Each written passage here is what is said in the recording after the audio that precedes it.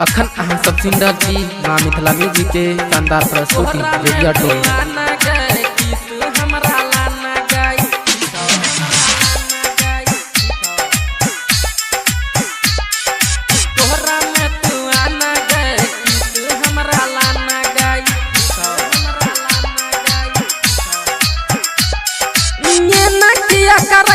गोरी कमर कनी हिलाना गई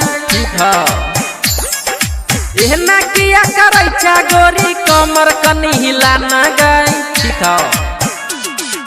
तोहरा में तू आना गए किस हमरा लाना गई तोहरा में तू आना गए किस हमरा लाना गई तोरा से गोरी प्यार भलो तोरा से गोरी प्यार भेलो तोरा से नैना चार भेलो ठीक है ना किया करे छा गोरी कमर कनी हिलाना गई तोरा में तो आना गए किस हमरा लाना गई ठीक हाँ तोरा में तो आना गए किस हमरा लाना गई ठीक तोरा से गोरी प्यार भेलो तोरा से नैना चार भेलो ठीक है तोरा से गोरी प्यार भेलो तोरा से नैना चार भेलो ठीक है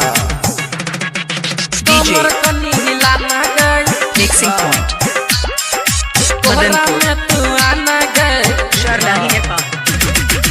किस हमरा लाना गई केनी कनी तक गोरी ठीक है एहनी कनी ताक गोरी नैना तू मिलाना गई ठीक है एहनी कनी ताक गोरी नैना तू मिलाना गई ठीक है अक्सा आँख मिलाना गए नजरिया तू लड़ाना गई ठीक है हाँ अक्सा आँख मिलाना गए नजरिया तू लड़ाना गई ठीक है पहले नजर में प्यार भेलो तोरे से गोरी इजहार भेलो ठीक है हाँ पहले नजर में प्यार भेलो तोरे से गोरी इजहार भेलो ठीक है DJ सुंदर के गाना हम तोरा संतोष मदनपुर में बगे DJ संतोष सुंदर के मदनपुर गाना हम तोरा में बगे संतोष मदनपुर तू कानी सुन रानी ठीक है तू कानी सुन रानी भरल चल जवानी गे ठीक है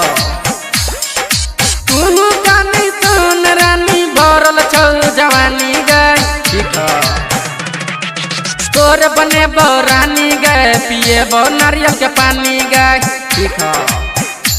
हाँ तोर बने बो रानी गे पिए बो नारियल के पानी गे ठीक है ना किया करे छा गोरी कमर कनी हिलाना गई ठीक है एहना किया करे छा गोरी कमर कनी हिलाना गई तोहरा में तू आना गए किस हमरा लाना गई ठीक है।